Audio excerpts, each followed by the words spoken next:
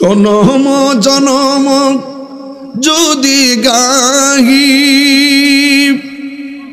তোমার মহিমা গাওয়া শেষ হবে নাহি। দয়া করো মায়া করো ও হে দয়াবান, তুমি রহমান, তুমি মেহেরবান, তুমি রহমান, তুমি মেহেরবান। কখনো তোমাকে যদি ভুলি, হেদায়েতের আলো জেলে নিয় কাছে তুলি।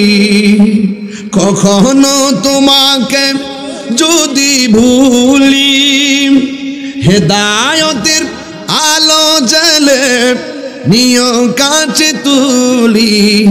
দয়া করো মায়া করো ও হে দয়াবান, তুমি রহমান, তুমি মেহেরবান। চোখ নষ্ট হওয়ার আগে বেশি বেশি করে মায়ের দিকে নেক নজরে তাকাও। পাগলা অচল হওয়ার আগে দৌড়াইয়া দৌড়াইয়া মসজিদে যাও, ঠিক কিনা? হায়রে কান দুইটা বন্ধ হওয়ার আগে বেশি বেশি কইরা আল্লাহর কালাম শুনো।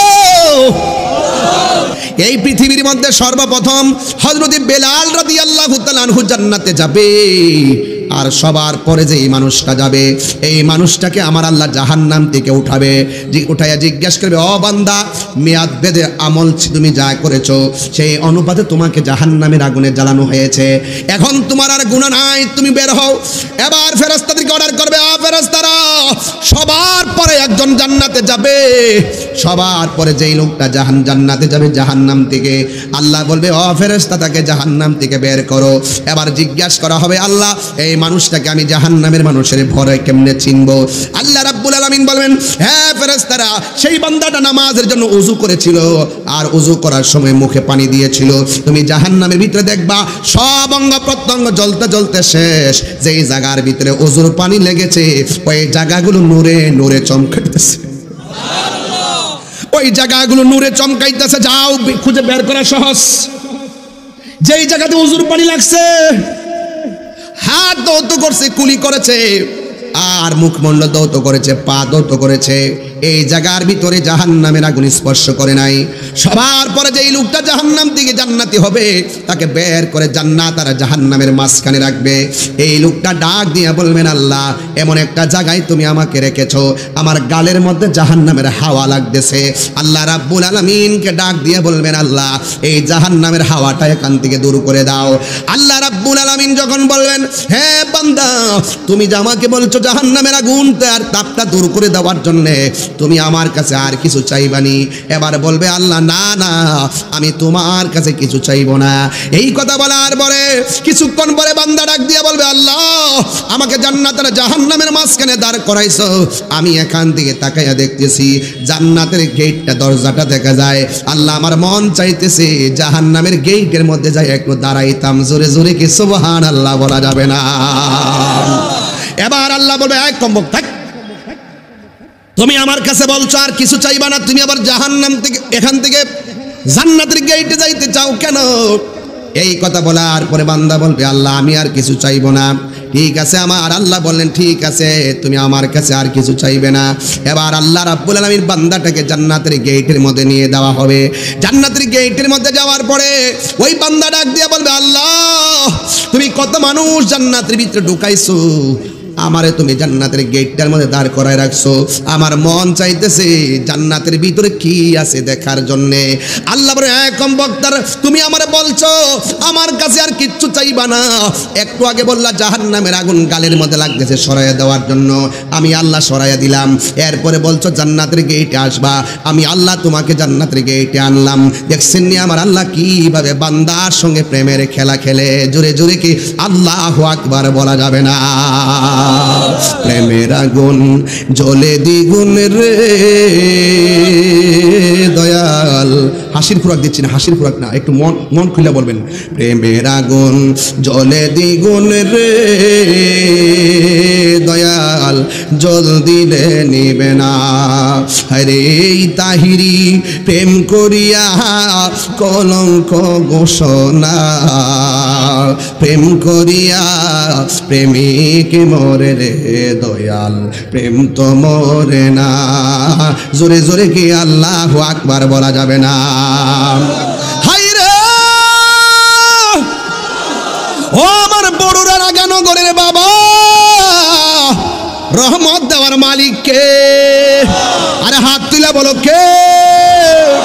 এখানেও আল্লাহ ইচ্ছা করলে আমাদেরকে বান্দা থেকে বন্ধু বানাইতে পারে কি পারে না? আরো জোরে বলো, পারে কি পারে না? ও যুবকের দল, পায়ে ধরে বইলা দিয়া যাক। এবার আল্লাহ বলবে, বান্দা তুমি আমার বলছো আর কিছু চাইবা না, তুমি আমার কাছে চাইলা। এবার বান্দা বলবে, আল্লাহ কথা দিলাম তোমার কাছে আর কিচ্ছু চাইতাম না। এই কথা বলার পরে আমার আল্লাহ জান্নাতের গেটটা যেই মাত্র খুললা দিছে, এবার খুললা দেওয়ার পরে তো বান্দার মাথা ফুরাই নষ্ট। ডাক দিয়া বলে, আল্লাহ এত সুন্দর, এত সুন্দর জান্নাতের ভিতরে এত সুন্দর নিয়ামত, শুধুমাত্র দরজায় দাঁড় করে রাখবা, মনটা তো চাইতেছে একটু ভিতরে যাইয়া ঘুরতাম। এই কথা বলার পরে আমার আল্লাহ কয়, তোমার আমি বলছি আমার কাছে কিছু চাইবা না, তুমিও বলছো চাইবা না, একের পর এক তুমি শুধু আমার কাছে চাইতে আসো, কারণটা কি? তখন বান্দা আল্লাহরে ডাক দিয়া কইবা, আল্লাহ তুমি না কোরআনে বলছো লা তাকনাতু মির রাহমাতিল্লাহ,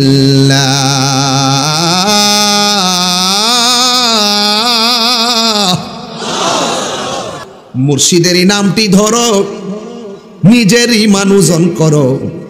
এটা কি বাজারের পাল্লার কথা কইতেছি? ওজন করবার লাগে?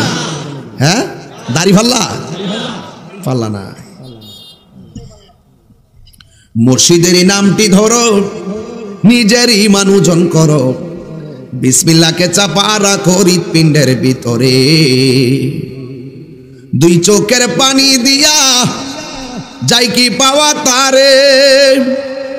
ওর সাথে সাথে রং মহাজন, সাথে সাথে মন মহাজন, কি না হইতে পারে চলো মুর্শিদের দরবারি।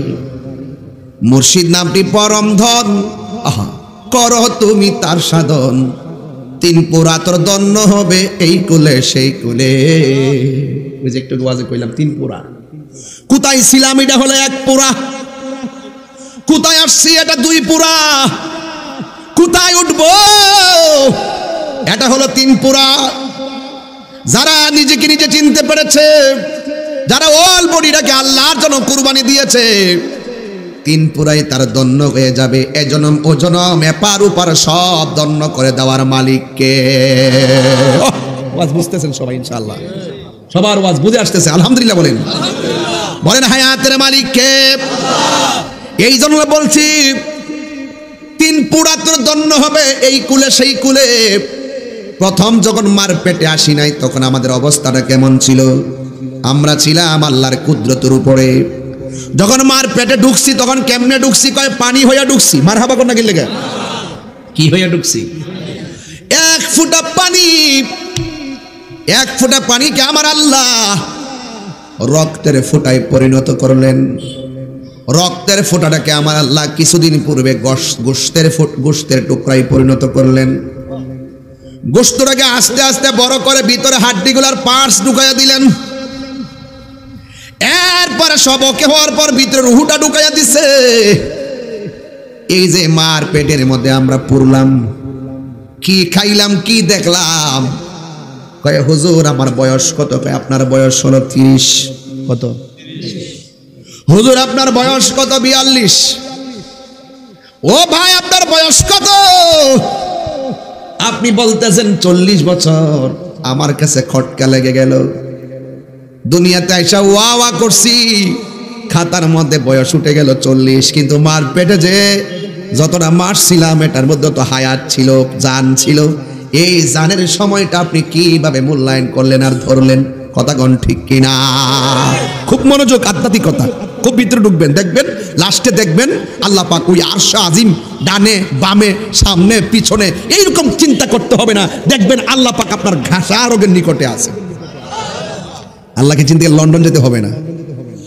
ওয়ান তেলাওয়াত করলে অসুবিধা দিব? আল্লাহকে জোরে ডাকতে পারবেন ইনশাআল্লাহ। ওয়া নাহনু আকরাবু ইলাইহি মিন হাবলিল ওয়ারিদ।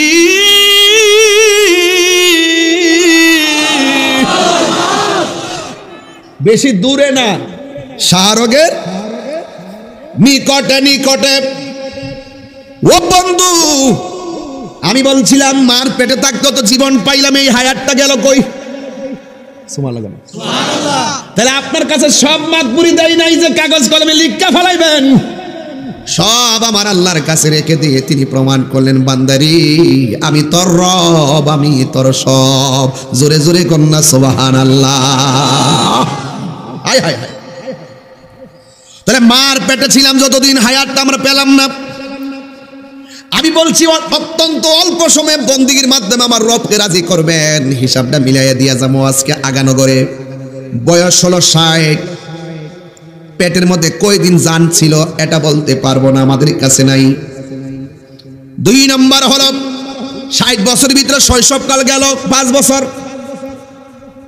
এই সময়টাতে আমাদের উপর নামাজও ফরজ না, রোজাও ফরজ না, হজও ফরজ না, 7 বছর 8 বছরও ফরজ না। কথা কোন ঠিক কিনা? তার মানে আমরা মাপ পাইয়া গেছি। 7 বছর হায়াত যদি হয় 60 বছর, 7 বছর মাপ, তাইলে আছে কয় বছর? 53 বছর। 53 বছরের ভিতরে লেখাপড়ার সময় যাইয়া কত ঘন্টা কাটাইয়া দিলাম, এই সময়গুলা পড়াশোনায় কাজে চলে গেল। আবার আমরা 60 বছরের ভিতরে ঘুমের মধ্যে কাটাইলাম প্রতিদিন 8 ঘন্টা করে। ঘুমের মধ্যে থাকলে আমার আল্লাহ গুনাহ লেখে না। আল্লাহু আকবার কোন কেন? ওয়াজ বুঝাইয়া দিয়া যায়, ঘুমাইলে কি গুনাহ হয়? ঘুমের মধ্যে থাকলে কি গুনাহ লেখা হয়? এ বন্ধু, মানুষজন ঘুমায়া যায় আল্লাহুম্মা বিসমিকা আমুতু ওয়া আহইয়া, এটা ঘুম না, ঘুম না, মরে গেছি।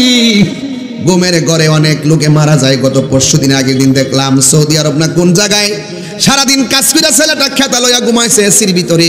বন্ধু ডাক দিয়া দেখে, বন্ধু আর কথা কয় না, ফেসবুকের মধ্যে দিয়েছে এই লোকটা কাজ করতে এসে ঘুমের ঘরে ছেলেটা মারা গেছে। এমনও হতে পারে আগানগর আজকে রাত্রে ঘুমাইলে ঘুমের মধ্যে আমাদের মরণ হতে পারে। কিছু কিছু মানুষ আমার কাছে আইসা কই, হুজুর রাত্রেবেলা আমার এমন ভাবে বুবা ধরে, বুবা গলার মধ্যে চাপ দিয়া ধরে, মনে হয় যেন মারা গেছি। প্রতিদিন আমাকে এমন করে অ্যাটাক করে। যদি এভাবে অ্যাটাক করে হঠাৎ করে আজরাইল আসতে পারে কি পারে না? আপনারা জবান খুলে বলেন রহমত দেওয়ার মালিককে। আমার যুবক ভাইয়েরা, আমি আপনাদের সামনে যতটুকু আলোচনা করব, দিলটাকে নরম করে দুনিয়ার চিন্তা চেতনা সব পিছনে ফেলে নবীর মহব্বতে মাহফিলে বসে নবীর প্রেমের আলাপ শুনব। আপনারা জবান খুলে বলেন হায়াত এবং মওতের মালিককে। সাউন্ডটা টোটাই দেন। হায়াত এবং মওতের মালিককে। এই মাহফিলে যিনি এনেছেন, এই মাহফিল থেকে তিনি আমাদেরকে বাড়িতে নিবেন। এই যে আগানগর হাজার হাজার মানুষ যারা মাহফিলে বসে আছেন, আপনারা জবান খুলে বলতে হবে নিঃশ্বাসের কোনো বিশ্বাস। আরো জোরে বলুন। একবার ঢাকায় গিয়ে দেখেন, আজকে আমি ব্রাহ্মণবাড়িয়াতে গিয়েছি, একজন ইনকাম ট্যাক্স কর অফিসের একজন অফিসার আমাকে, একজন আইনজীবী বলতেছেন, হুজুর আমারও ভাই অসুস্থ, আমার ভাইটাকে আমি আইসিইউর মধ্যে ভর্তি করায় আসছি। এখন আইসিইউর মধ্যে ভর্তি করানোর পর, আইসিইউর মধ্যে ভর্তি করানোর পর আমি আপনাদের কাছে জানতে চাই, আইসিইউর বিল আছে না নাই? এই আওয়াজে মানি না, আছে না নাই? দিনে কয় হাজার? কিছু আছে 25,000, কিছু আছে 50,000, আবার কিছু আছে 70,000। পার ডে 50,000 গণতে হয়, গণতে হচ্ছে। আইসিইউর মানে কি? ও বন্ধুরে, আইসিইউ আমার ভিতরে হাওয়া ঢুকায়, অক্সিজেন স্বল্প হয়ে গেলে সেই জায়গার ভিতরে আইসিইউ দিয়ে আমাকে শ্বাস প্রশ্বাসটা স্বাভাবিক করার চেষ্টা করে। এখন আমার প্রশ্ন হলো, আপনারা যে মাহফিলের মধ্যে এসেছেন, আপনারা যদি এই কথা কন, আমি একবার বলছি, আপনি এখানে আসলে হজবরল, এজন্য আমার ইমেজ ঠিক থাকে না। এই ছেলেরা এখানে যারা সামনে বসে পড়ুন, ক্যামেরা ফাঁকতে সুন্দর আমাকে দেখবেন, দেখবেন অ্যাকচুয়ালি দেখা যাবে। মাটিতে আরাম করে বসে পড়ুন, তাইলে আমি সুন্দর করে কথা বলতে পারবো, আপনার পিছনে লোকগুলো আপনাকে দেখতে পারবে। সবাই বসতে হবে। বাবা আপনি বসুন, আপনিও বসুন, সবাই আরাম করে বসুন। আবার তো দাঁড়াই যাবেন গা, লক্ষণ তো ভালো না। আরো বড় প্যান্ডেল করতে। বাবা আপনাকে আরাম করে বসেন, মাটিতে বসেন, একদম বসে পড়ুন, তাইলে আর দাঁড়াইতে হবে না ইনশাল্লাহ। আমার প্রশ্ন, আমার ওয়াজকে বুঝতে অসুবিধা হইতেছে? আমি আপনাকে একটা আধ্যাত্মিক জগতে ঢুকাতে চাই। আধ্যাত্মিক জগতে ঢুকালে কাম, ক্রোধ, লোভ, লালসা, হিংসা, অহংকার এগুলো দূরীভূত হয়ে যাবে। আধ্যাত্মিকতা ছাড়া আপনি আল্লাহকে পাবেন না। আল্লাহকে নিয়ে গবেষণা করতে পারেন, গবেষণার নামই হলো আধ্যাত্মিকতা। আর আধ্যাত্মিকতা অর্জন হয় মুরাকাবার মাধ্যমে। বলেন না সুবহানাল্লাহ। আমরা বসো, কিছু দাঁড়িয়ে থাকবে না, বসো, মাত্র দাঁড়িয়ে থাকবে।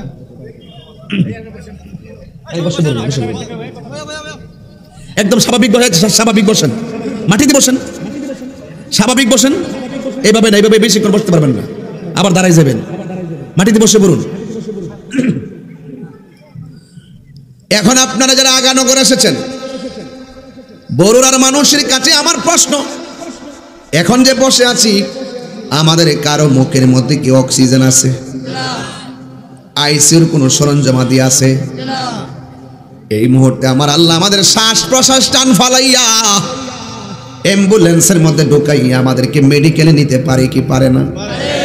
এই জন্য আল্লাহ যখন আপনাকে স্বাভাবিক অবস্থা রাখবে, ওই আইসিইউর মধ্যে ঢুকবার আগে, ওই বিপদে পড়বার আগে, বিছানার ভিতরে অসল হয়ে পড়বার আগে, মসজিদের মধ্যে যখন আজান হয়ে যাবে, ওই মসজিদে দৌড়াইয়া দৌড়াইয়া যাওয়ার দরকার আছে না নাই? চোখ নষ্ট হওয়ার আগে বেশি বেশি করে মায়ের দিকে নেক নজরে তাকাও। পাগলা অচল হওয়ার আগে দৌড়াইয়া দৌড়াইয়া মসজিদে যাও, ঠিক কিনা? হাই রে, কান দুইটা বন্ধ হওয়ার আগে বেশি বেশি কইরা আল্লাহর কালাম শুনো। চোখ দুইটা শেষ হওয়ার আগে বেশি বেশি করে আল্লাহর কালাম পড়ো। জবানটা বন্ধ হওয়ার আগে বেশি বেশি করে জবান দিয়া বলো গাফুরুর রহিম, নাম তোমার আল্লাহ, আল্লাহ আল্লাহ গাফুরুর রহিম। সবাই আল্লাহ আল্লাহ আল্লাহ। গুনার বোঝা মাথাইলো কান্তেছি, কন্যা আল্লাহ। আও দিলটা নরম করে কন্যা আল্লাহ। আরে গুনার বোঝা মা কান্তেছি, মাফু করে দাও মাবুদ আল্লাহ এলাহি, মাফু করে দাও মাবুদ আল্লাহ এলাহি। আমি বলছি আগে, আজকে ওয়াজ হবে আধ্যাত্মিকতা। কি হবে? আধ্যাত্মিকতা মানে আপনি আপনার না, আপনি আপনার না। এখন আপনি বলেন আমার বাড়ি, কে বলছে আপনার বাড়ি? আপনি বলছেন আমার হাত, কে বলছে আপনার হাত? আপনি আপনার না, আপনি কার? কিভাবে আল্লাহর, সেটা তো বুঝতে হবে। আপনি যদি রবের হয়ে, আপনি যদি, যে ব্যক্তি নিজেকে নিজে চিনতে পারছে সে রবকে চিনতে পারবে। মাল্লাহুল মাওলা, যে ব্যক্তি মালিকের হয়ে যায় সারা পৃথিবী তার হয়ে যায়। কিভাবে? এই অল বডিটার ভিতরে হাত আছে, পা আছে, চোখ আছে, নাক আছে, সব আছে, কিন্তু একটা গোশতের টুকরা আছে।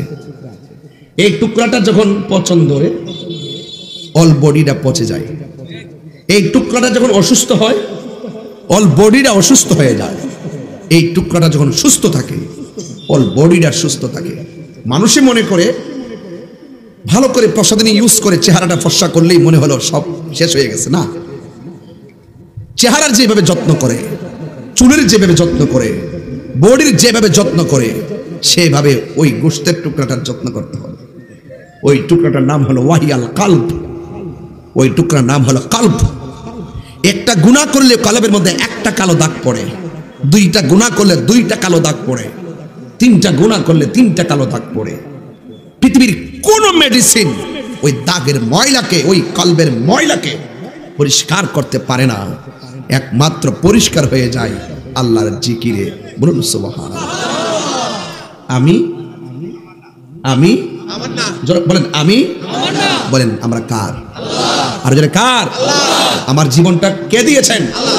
মাতবুরি কেন, বাহাদুরি কেন? দুনিয়া তোমাকে ধরেছে। মাতবুরি কেন? दुनिया तुम्हें ग्रास करे छे। दुनिया के लिए आखिरत बर्बाद ना करो। किसी इंसान को खुश करने के लिए अल्लाह को नाराज ना करो। दुनिया दुनिया करे आखिरत के बर्बाद करा जाबे ना। और दुनियार कोनो मानुष के खुशी करते गिये अल्लाह के बेजार करा जाबे ना। सुतरां कमिटमेंट, सुतरां कॉन्फिडेंस, सुतरां वादा আমরা পৃথিবীর সব ছেড়ে দিব, রবকে ছাড়বো না। আমরা সব ছেড়ে দিব, মুস্তাফাকে ছাড়বো না। আমরা সব ছেড়ে দিব, ওলি আল্লাহকে ছাড়বো না। এটা হলো কমিটমেন্ট। আমি আমি আমি কার? আরো জোরে কুল ইন্না সলাতি ওয়া নুসুকি ওয়া মাহইয়ায়া ওয়া মামাতি লিল্লাহি রাব্বিল আলামিন।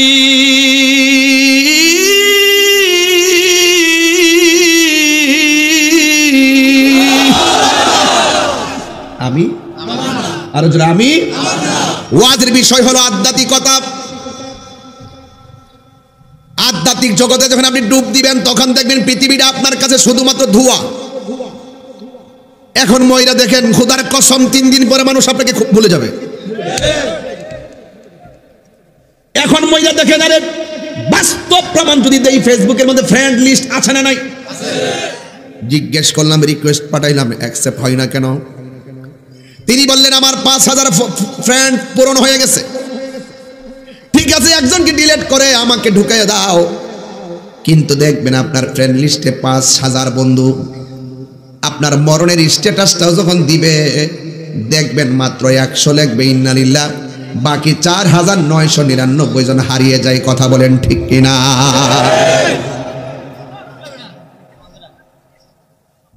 আমার স্বাধীনতা দেন। প্রবলেম কি হয়েছে তোরা? এই আপনারা একটু বসুন। আমি একবার বলছি, আমার কিছু দাঁড়াবেন না কেউ। আমি তো এগুলো মাইন্ড করি। আমার যুবকরা আপনারা আছেন তো ইনশাল্লাহ? আমি কুরবানি করবো সব কার জন্য? আমি নামাজ পড়বো কার জন্য? আমার যুবকগুলো আওয়াজকে সামনেগুলো আওয়াজ করেন। আমি নামাজ পড়বো কার জন্য? রোজা রাখবো কার জন্য? হজ করবো কার জন্য?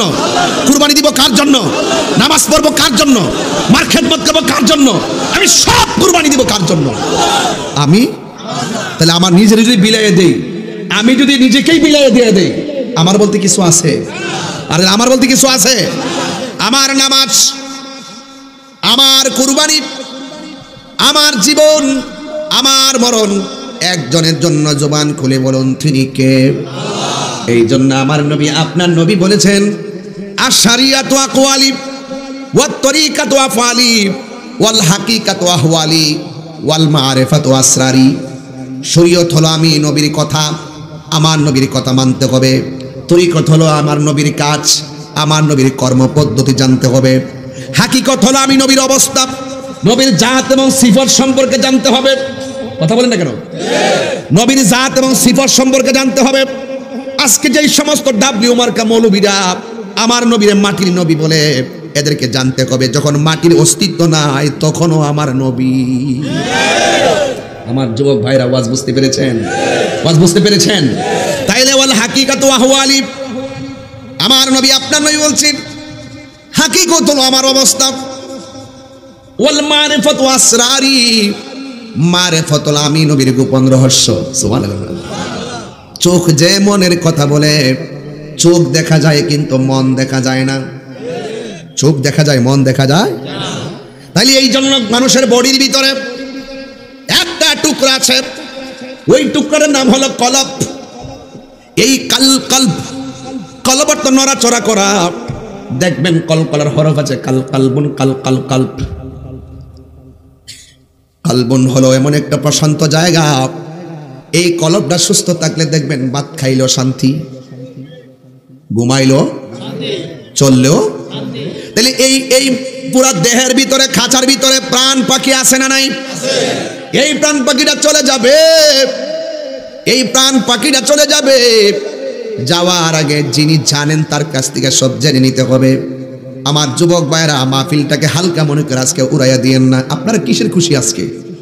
কিসের খুশি আপনারা? না, সবচাইতে বড় খুশি হলো আজকে আগানগরের গুরুস্থানবাসী। আপনি খবর নিয়ে দেখেন তারা কি বলে।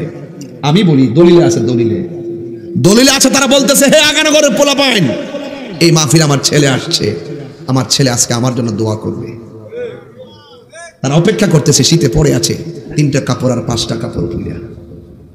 ওরা বলতেছে আজকে আমার জন্য আমার স্বামী দোয়া করবে, আজকে আমার জন্য আমার সন্তান দোয়া করবে। তাইলে আমি আমার না, আমি কেন বলছি? এই বডিটাকে বেশি আমরা যত্ন করি, কিন্তু রুহের যত্ন করতে পারি না। আরে এখন একটা প্রশ্ন ছুড়ে দিব আগানগর, পারলে উত্তর দিবেন। বলুন, কবর আযাব কি দেহের উপর নাকি রুহের উপর?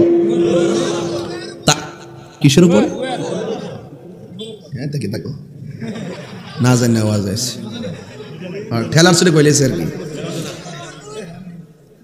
আমারে আমি বলছি আযাবটা কি দেহের উপর না রুহের উপর? এখন যদি বলি দেহের উপর, 5 দিন পরে 10 দিন পরে খুলনা দেখবেন কবরের দেহটা মাটির সঙ্গে মিশে গেছে, দেহ আর আসেনি, আরো জোরে আসেনি। ওয়াজের বিষয় হলো আধ্যাত্মিকতা। কোথায় ছিলাম, কোথায় আসছি, কোথায় যাব, এই 3টা জায়গার সন্ধান যদি না করতে পারেন, তাইলে কোনোদিন আপনি আপনার রবকে পাবেন না। আমি প্রায় মাহফিলের মধ্যে বলে থাকি, প্রায় মাহফিলের মধ্যে আমি বলে দিয়েছি, মুর্শিদেরই নামটি ধরো, নিজেরই মানুষজন করো, বিসমিল্লাহকে চাপা রাখো হৃৎপিণ্ডের ভিতরে। হাসির খোরাক দিচ্ছি না, খুব গভীরে ঢুকেন, ওয়াজ বুঝবেন। রাত্র হয়ে গেছে তো, একটু ভিতরে ঢুকবো ইনশাআল্লাহ। মুর্শিদেরই নামটি ধরো, নিজেরই মানুষজন করো। এটা কি বাজারের ফাল্লার কথা কইতেছি? ওজন করবার লাগে? হ্যাঁ, দাড়ি ফাল্লা, ফাল্লা না। মুর্শিদেরই নামটি ধরো, নিজেরই মানুষজন করো, বিসমিল্লাহকে চাপা রাখো হৃৎপিণ্ডের ভিতরে। 2 চোখের পানি দিয়া যাই কি পাওয়া তারে, ওর সাথে সাথে রং মহাজন, সাথে সাথে মন মহাজন, কি না হইতে পারে চলো মুর্শিদের দরবারি। মুর্শিদ নামটি পরম ধন, আহা করো তুমি তার সাধন, 3 পুরা তোর দন্য হবে এই কুলে সেই কুলে। ওই যে একটু ওয়াজে কইলাম 3 পুরা। কোথায় ছিলাম এটা হলো 1 পুরা, কোথায় আসছি এটা 2 পুরা, কোথায় উঠবো এটা হলো 3 পুরা। যারা নিজেকে নিজে চিনতে পেরেছে, যারা অল বডিটাকে আল্লাহর জন্য কুরবানি দিয়েছে, 3 পুরাই তার দন্য হয়ে যাবে। এ জনম ও জনম এপার ওপার সব দন্য করে দেওয়ার মালিককে। ওয়াজ বুঝতেছেন সবাই ইনশাআল্লাহ? সবার ওয়াজ বুঝে আসতেছে? আলহামদুলিল্লাহ বলেন, বলেন হায়াতের মালিককে। এই জন্য বলছি 3 পুরা তোর দন্য হবে এই কুলে সেই কুলে। প্রথম যখন মার পেটে আসি নাই, তখন আমাদের অবস্থাটা কেমন ছিল? আমরা ছিলাম আল্লাহর কুদরতের উপরে। যখন মার পেটে ঢুকছি, তখন কেমনে ঢুকছি? কয় পানি হইয়া ঢুকছি। মারহাবা কোন নাকি লেগে কি হইয়া ঢুকছি? 1 ফোঁটা পানি, 1 ফোঁটা পানিকে আমার আল্লাহ রক্তের ফোঁটায় পরিণত করলেন। রক্তের ফোঁটাটাকে আমার আল্লাহ কিছুদিন পূর্বে গোশতের টুকরায় পরিণত করলেন। গোশতটাকে আস্তে আস্তে বড় করে ভিতরে হাড্ডিগুলার পার্টস ঢুকাইয়া দিলেন। এরপরে সবকে হওয়ার পর ভিতরে রুহুটা ঢুকাইয়া দিছে। এই যে মার পেটের মধ্যে আমরা পুরলাম, কি খাইলাম, কি দেখলাম? কয় হুজুর আমার বয়স কত? কয় আপনার বয়স হলো 30। কত? হুজুর আপনার বয়স কত? 42। ও ভাই আপনার বয়স কত? আপনি বলতেছেন 40 বছর। আমার কাছে খটকা লেগে গেল। দুনিয়াতে আইসা ওয়া ওয়া করছি, খাতার মধ্যে বয়স উঠে গেল 40, কিন্তু মার পেটে যে যতটা মাস ছিলাম এটার মধ্যে তো হায়াত ছিল, জান ছিল। এই জানের সময়টা আপনি কিভাবে মূল্যায়ন করলেন আর ধরলেন? কথা গণ ঠিক কিনা? খুব মনোযোগ, আধ্যাত্মিকতা খুব ভিতরে ঢুকবেন, দেখবেন লাস্টে দেখবেন আল্লাহ পাক ওই আরশ আজিম ডানে বামে সামনে পিছনে এইরকম চিন্তা করতে হবে না, দেখবেন আল্লাহ পাক আপনার ঘাসা রোগের নিকটে আছে। আল্লাহকে চিন্তা করে লন্ডন যেতে হবে না। ওয়ান তেলাওয়াত করলে অসুবিধা দিব? আল্লাহকে জোরে ডাকতে পারবেন ইনশাআল্লাহ। ওয়া নাহনু আকরাবু ইলাইহি মিন হাবলিল ওয়ারিদ।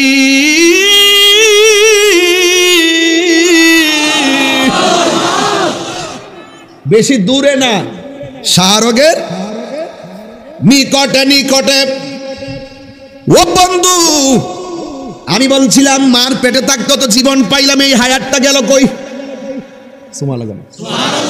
তাহলে আপনার কাছে সব মাতবুরি দেয় নাই যে কাগজ কলমে লিখা ফেলাইবেন, সব আমার আল্লাহর কাছে রেখে দিয়ে তিনি প্রমাণ করলেন, বান্দারি আমি তোর রব, আমি তোর সব। জোরে জোরে কন্যা সুবহানাল্লাহ। হায় হায় হায়। তাহলে মার পেটে ছিলাম যতদিন, হায়াতটা আমরা পেলাম না। আমি বলছি অত্যন্ত অল্প সময়ে বন্দিগির মাধ্যমে আমার রবকে রাজি করবেন, হিসাবটা মিলাইয়া দিয়া যাবো। আজকে আগানগরে বয়স হলো 60, পেটের মধ্যে কয়দিন জান ছিল এটা বলতে পারবো না, আমাদের কাছে নাই। 2 নম্বর হলো 60 বছরের ভিতরে শৈশবকাল গেল 5 বছর। এই সময়টাতে আমাদের উপর নামাজও ফরজ না, রোজাও ফরজ না, হজও ফরজ না, 7 বছর 8 বছরও ফরজ না। কতক্ষণ ঠিক কিনা? তার মানে আমরা মাপ পাইয়া গেছি। 7 বছর হায়াত যদি হয় 60 বছর, 7 বছর মাপ, তাইলে আছে কয় বছর? 53 বছর। 53 বছরের ভিতরে লেখাপড়ার সময় যাইয়া কত ঘন্টা কাটাইয়া দিলাম, এই সময়গুলা পড়াশোনায় কাজে চলে গেল। আবার আমরা 60 বছরের ভিতরে ঘুমের মধ্যে কাটাইলাম প্রতিদিন 8 ঘন্টা করে। ঘুমের মধ্যে থাকলে আমার আল্লাহ গুনাহ লেখে না। আল্লাহু আকবার কোন কেন? ওয়াজ বুঝাইয়া দিয়া যায়, ঘুমাইলে কি গুনাহ হয়? ঘুমের মধ্যে থাকলে কি গুনাহ লেখা হয়? এ বন্ধু, মানুষজন ঘুমায়া যায় আল্লাহুম্মা বিসমিকা আমুতু ওয়া আহইয়া, এটা ঘুম না, ঘুম না, মরে গেছি। ঘুমের ঘরে অনেক লোকে মারা যায়। গত পরশুদিন আগের দিন দেখলাম সৌদি আরব না কোন জায়গায়, সারাদিন কাজ করে ছেলেটা খেতা লইয়া ঘুমাইছে এসির ভিতরে। বন্ধু ডাক দিয়া দেখে, বন্ধু আর কথা কয় না, ফেসবুকের মধ্যে দিয়েছে এই লোকটা কাজ করতে এসে ঘুমের ঘরে ছেলেটা মারা গেছে। এমনও হতে পারে আগানগর আজকে রাত্রে ঘুমাইলে ঘুমের মধ্যে আমাদের মরণ হতে পারে। কিছু কিছু মানুষ আমার কাছে আইসা কই, হুজুর রাত্রেবেলা আমার এমন ভাবে বুবা ধরে, বুবা গলার মধ্যে চাপ দিয়া ধরে, মনে হয় যেন মারা গেছি। প্রতিদিন আমাকে এমন করে অ্যাটাক করে। যদি এভাবে অ্যাটাক করে হঠাৎ করে আজরাইল আসতে পারে কি পারে না?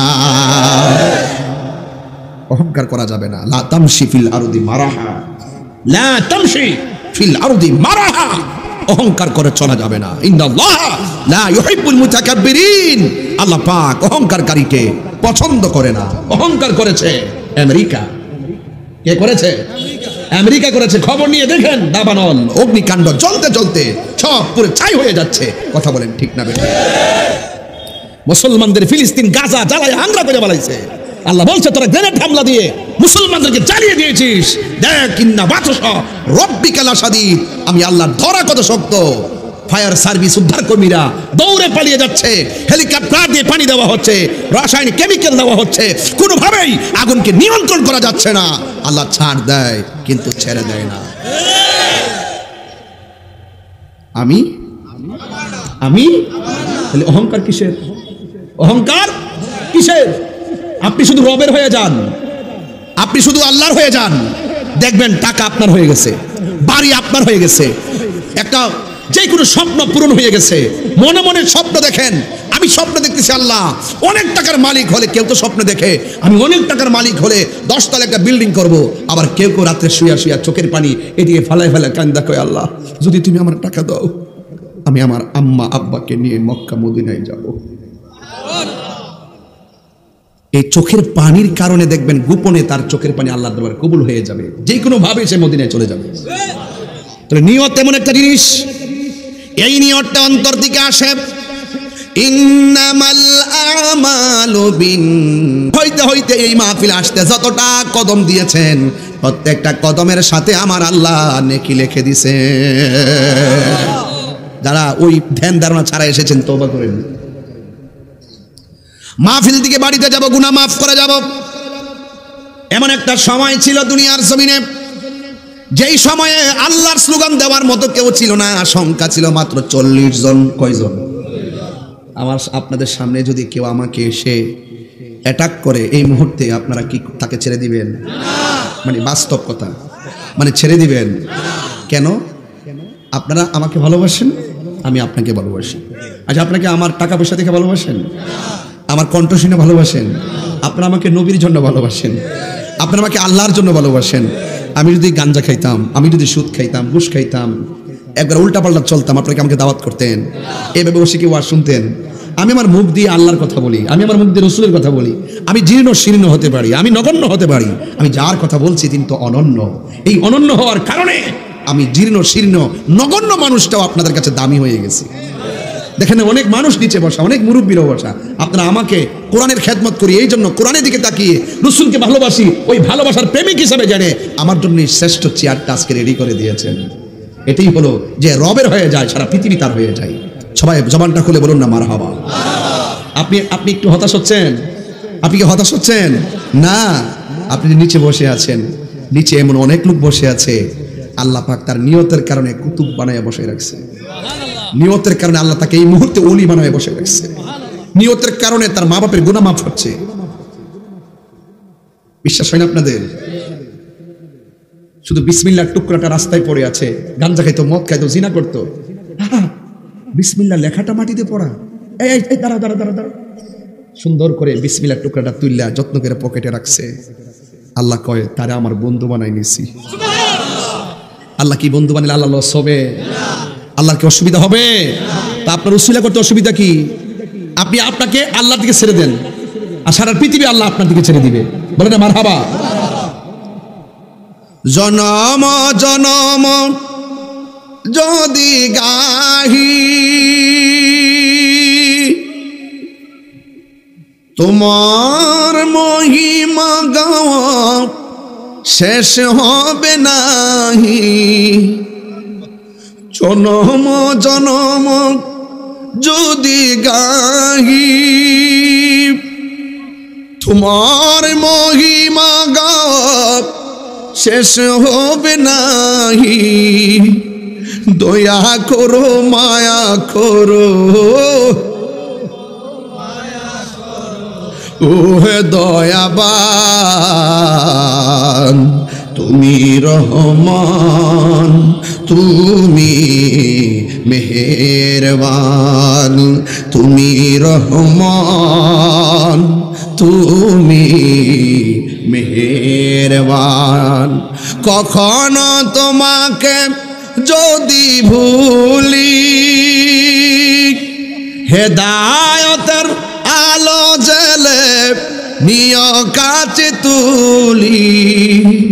কখনো তোমাকে যদি ভুলি হেদায়তের আলো জেলে নিয় কাছে তুলি। দয়া করো মায়া করো, ওহে দয়াবান তুমি রহমান, তুমি মেহেরবান, তুমি রহমান, তুমি মেহেরবান। একটা জবানও বন্ধ রাখবেন না, মহব্বতে মায়ার সুরে বলুন সুবহানাল্লাহ। এমন একটা সময় ছিল যেই সময় সংখ্যা মাত্র 40। কয়জন? 40। তাহলে কাফেরের সংখ্যা কম না বেশি? শতকরা না, একদম পার্সেন্টিতে দেওয়া যায় না, সব কাফের। ওই সময়ের সময়টার এই সময়টা পার্থক্য আছে না নাই? এই সময়ে তাহিরিকে কেউ মাহফিলে অ্যাটাক করলে এখানে এমন পোলাপন আছে তারে সাইজ করে ফেলাইব। কিন্তু ওই সময়ে মানুষ যখন 40 জন যখন জিকির করতেন ডরাইতো, কারণ নীরবে নীরবে আল্লাহর অর্ডার সারা জিকিরটা আওয়াজ করে পড়েন নাই। সব মানুষগুলো 40 জন মানুষ নীরবে নীরবে আল্লাহর জিকির করতেন। আর এই 40 জনের ভিতরে একজন আছেন, তিনি রহমাতাল লিল, আর জোরে রহমাতাল লিল। আমার নবী রহমত না গজব? আমার নবীর সঙ্গে 40 জন, এই 40 জনের মধ্যে এমন একজন সাহাবী যার নাম হলো হযরতে আবু বকর সিদ্দিক রাদিয়াল্লাহু তাআলা আনহু। সুবহানাল্লাহ বলবেন না? তাহলে আমাদের আগানগরের জমিনে আবু বকর আছে না নাই? আরো জোরে আছে না নাই? এমন অনেক আবু বকর আছে তারা গাঞ্জা খায়।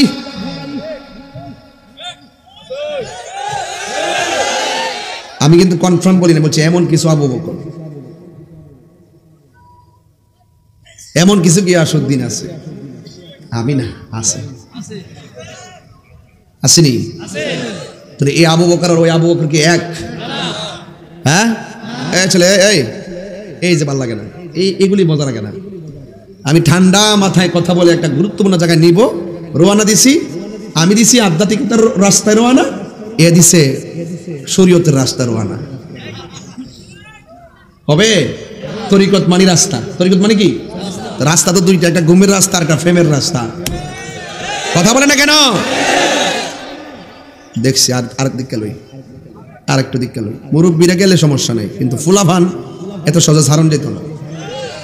আর এই ফুলাভানদের লাগে আমার ঘুম হারাম 22 বছর ধরে। এদেরকে কেমনে নবীর প্রেমিক বানাবো? এদেরকে কেমনে ওলির প্রেমিক বানাবো?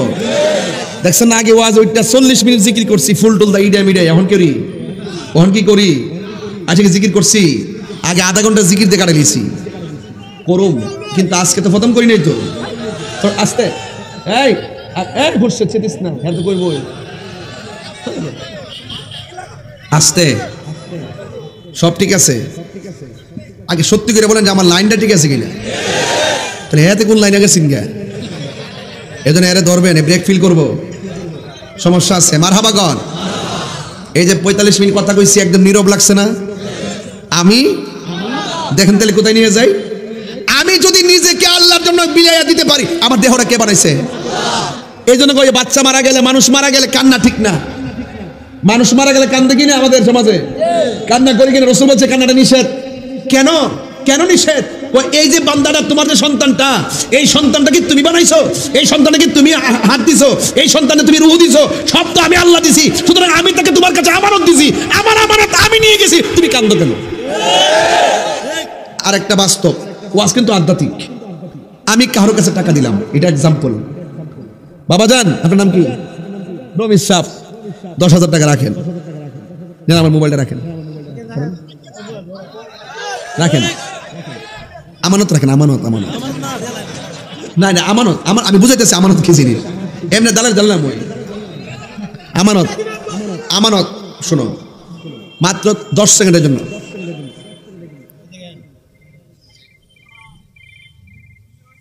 দেন। আপনি কান্দেন কা? এটা আপনার মোবাইল, উনি কানলে লাভ হইব? কান্দন যাইতো না। এই জন্য আল্লাহ বলছেন, বান্দা রে, তোর কাছে তোর সন্তান আমি আল্লাহ আমানত দিছি, তো আমারটা আমি নিয়ে গেছি, তুই কান্দস কেন? তুই না কান্দে যদি ধৈর্য ধারণ করে থাকতে পারস, আমি আল্লাহ তোর গুনাহ মাফ করে দেব। শুধু আমি তোর করতাম না, যে আমানতটা আমি নিয়ে গেছি তারও কবরে আমি গুনাহ মাফ করে দেব। এটা বুঝছেন তো? এটা বোঝা গেছে তো? এই জন্য মানুষ মারা গেলে 3 দিনের বেশি শোক করাই জায়েজ নাই। কথা কন না কেন? 3 দিনের বেশি শোক পালন করা জায়েজ নাই। এই জন্য আমানত আল্লাহ দিছে, আল্লাহ নিয়ে গেছে। আমরা আল্লাহ তোমার সম্পদ তুমি নিয়ে গেছো। ওই ছোট্ট ছোট্ট বাচ্চা মারা যায় না ভাই? আমাদের সমাজে কিছু পানি করে মারা যায় ছোটবেলা। আজকে ফেসবুকে দেখলাম একটা ছেলে স্ট্যাটাস দিছে যে তার ভাবি তার ভাবি প্রেগনেন্সি ছিল, ছেলেটা প্রসব হয়েছে কিন্তু তার ভাবিটা মারা গেছে। ইন্না লিল্লাহি ওয়া ইন্না ইলাইহি। আচ্ছা বলেন তো, যেই মহিলাটা পেটের মধ্যে বাচ্চা ছিল 10 মাস 10 দিন, বাচ্চাটা ভূমিষ্ঠ হওয়ার পরে মহিলাটা মারা গেছে, তার সম্মান কত জানেন? আল্লাহ বলছেন যে এই মহিলা প্রেগনেন্সি অবস্থায় ডেলিভারি কেসে মারা যায়, আমি আল্লাহ ওই মহিলাটার মরণটাকে শহীদের খাতায় লিখে দেই। ছোট্টবেলা বাচ্চা মারা গেলে দেখবেন মা, যদি আজকে যদি মাটা বেঁচে থাকতো বাচ্চাটা মারা যেত, দেখতেন মার এমনি তো শরীর ভেঙে যায় প্রসব করার সময়, ওই সময় তার কলিজাটা ভেঙে যেত যদি সন্তানটা মারা যেত।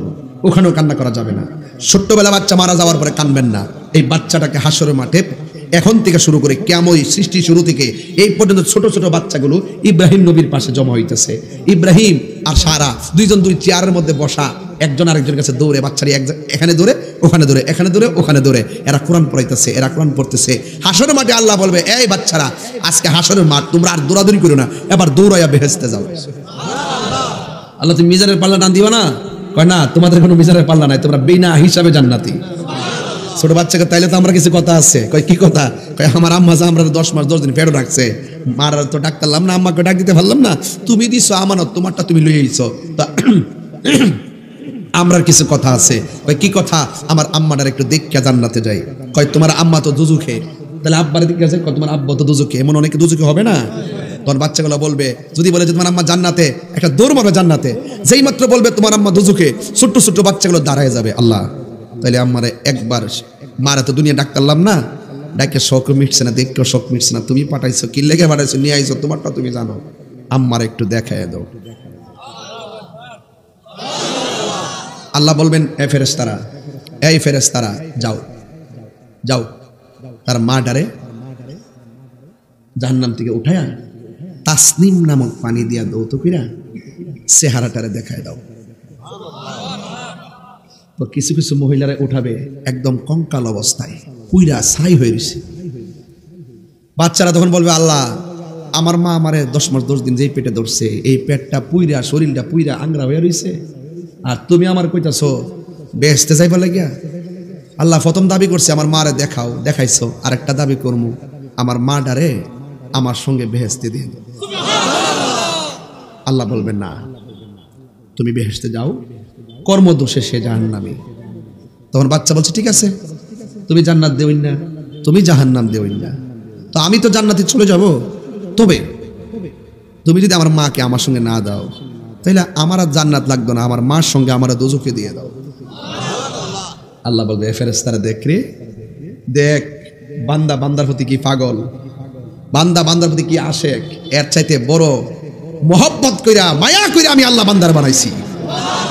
তাড়াতাড়ি মহিলাটার তুল্লা তাসনিম নামক পানি দিয়া দৌত করবি, এমন ভাবে দৌত করবি 1 সেকেন্ডের জন্য জাহান্নামের দাগ না থাকে, সোজা জান্নাতে হাতে ধরাই দে। আমি আমার না, আমি যখন রবের হয়ে যাবো, রব আমার হয়ে যাবে, তখন আমি যা বলবো তাই শুনবে। মারহাবা কেন, আমি যা বলবো তাই শুনবে। এটা আল্লাহ পাকের শান, এটা আল্লাহ পাক চায়। বান্দা তুই গুনাহ করছস, হাজার গুনাহ করছস, আমি আল্লাহ অনেক নাম দিয়েছি, এর মধ্যে একটা নাম আল্লাহ, একটা নাম রহমান, একটা নাম রহিম, একটা নাম গাফফার, একটা নাম সাত্তার, একটা নাম হাইয়ুন, একটা নাম কাইয়ুম, আর একটা ইয়াজাল জালালি ওয়াল ইকরাম। বান্দা রে, সব গুনাহ কর, আমি আল্লাহ 99টা নাম আমি দিয়েছি, কিন্তু 2টা নাম, একটা রহমান আর একটা গাফফার। তুই পাহাড় পরিমাণ গুনাহ করবি, আমি জানি এই নামগুলো দিয়েছি এই জন্য। তুই যখন বুঝে ফেলবি গুনাহ করা উচিত হয় নাই, অন্যায় করা উচিত হয় নাই, রাতের আধারে এমন গুনাহ করেছিস তোর মা জানে না, এমন গুনাহ করেছিস তোর বাপ জানে না, এমন গুনাহ করেছিস তোর বন্ধু জানে না, শেষ পর্যন্ত শর্মিন্দা হয়ে আমার কাছে 2 হাত তুলে চোখের পানি ছেড়ে দোয়া করবি, আমি আল্লাহ গাফফার নামের উসিলা মাফ করে দিব।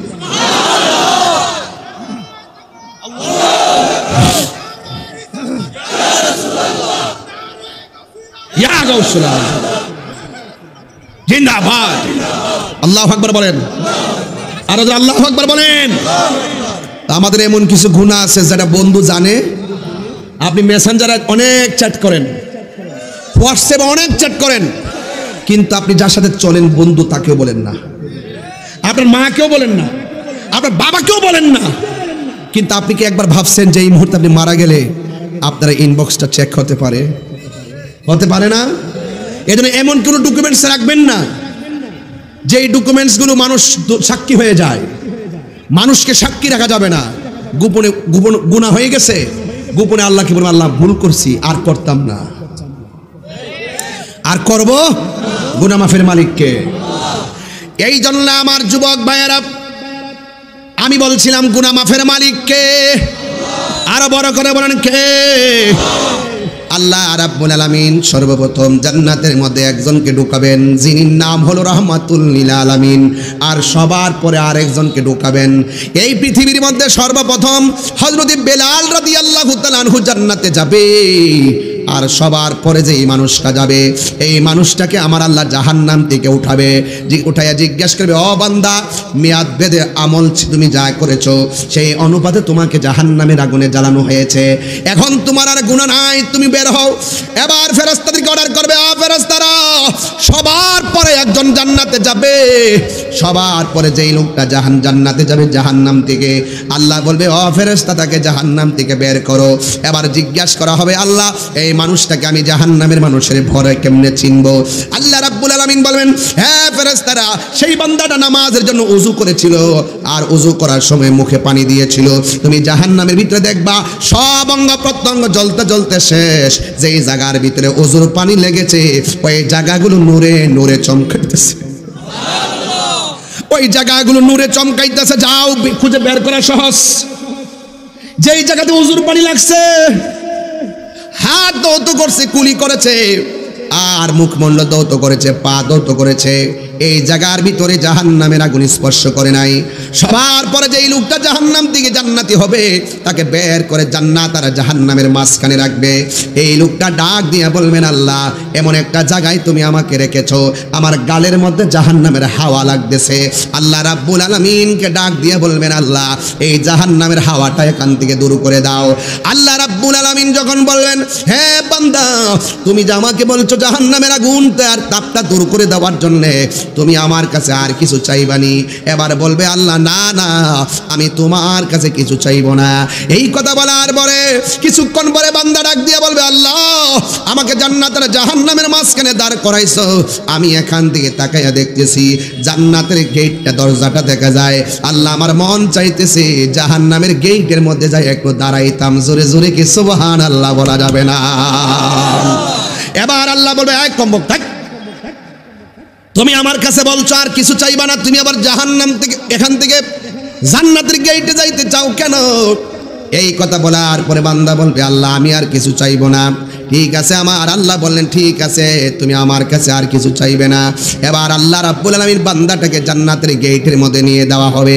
জান্নাতের গেটের মধ্যে যাওয়ার পরে ওই বান্দা ডাক দিয়ে বলবে, আল্লাহ তুমি কত মানুষ জান্নাতের ভিতরে ঢুকাইছো, আমারে তুমি জান্নাতের গেটটার মধ্যে দাঁড় করায় রাখছো, আমার মন চাইতেছে জান্নাতের ভিতরে কি আছে দেখার জন্য।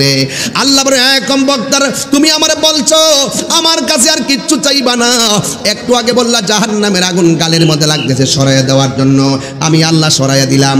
এরপরে বলছো জান্নাতের গেটে আসবা, আমি আল্লাহ তোমাকে জান্নাতের গেটে আনলাম। দেখছেন নি আমার আল্লাহ কিভাবে বান্দার সঙ্গে প্রেমের খেলা খেলে? জোরে জোরে কি আল্লাহু আকবার বলা যাবে না? প্রেমের আগুন জ্বলে দ্বিগুণ রে দয়াল। হাসির খোরাক দিচ্ছি না, হাসির খোরাক না, একটু মন খুলে বলবেন, প্রেমের আগুন জ্বলে দ্বিগুণ রে দয়াল, জল দিলে নিবে না। হরে তাহিরি প্রেম করিয়া কলঙ্ক ঘোষণা, প্রেম করিয়া প্রেমিক মরে রে দয়াল, প্রেম তো মরে না। জোরে জোরে কি আল্লাহু আকবার বলা যাবে না? হাই রে ও আমার বড়ুরা রাগানগরের বাবা, রহমত দেওয়ার মালিক কে? আরে হাত তুলে বলো কে? এখানেও আল্লাহ ইচ্ছা করলে আমাদেরকে বান্দা থেকে বন্ধু বানাইতে পারে কি পারে না? আরো জোরে বলো, পারে কি পারে না? ও যুবকের দল, পায়ে ধরে বইলা দিয়া যাক। এবার আল্লাহ বলবে, বান্দা তুমি আমার বলছো আর কিছু চাইবা না, তুমি আমার কাছে চাইলা। এবার বান্দা বলবে, আল্লাহ কথা দিলাম তোমার কাছে আর কিচ্ছু চাইতাম না। এই কথা বলার পরে আমার আল্লাহ জান্নাতের গেটটা যেই মাত্র খুললা দিছে, এবার খুললা দেওয়ার পরে তো বান্দার মাথা ফুরাই নষ্ট। ডাক দিয়া বলে, আল্লাহ এত সুন্দর সুন্দর জান্নাতের ভিতরে এত সুন্দর নিয়ামত, শুধুমাত্র দরজায় দাঁড় করে রাখবা, মনটা তো চাইতেছে একটু ভিতরে যাইয়া ঘুরতাম। এই কথা বলার পরে আমার আল্লাহ কয়, তোমার আমি বলছি আমার কাছে কিছু চাইবা না, তুমিও বলছো চাইবা না, একের পর এক তুমি শুধু আমার কাছে চাইতে আসো, কারণটা কি? তখন বান্দা আল্লাহর ডাক দিয়ে কইবে, আল্লাহ তুমি না কোরআনে বলছো লা তাকনাতু মির রাহমাতিল্লাহ,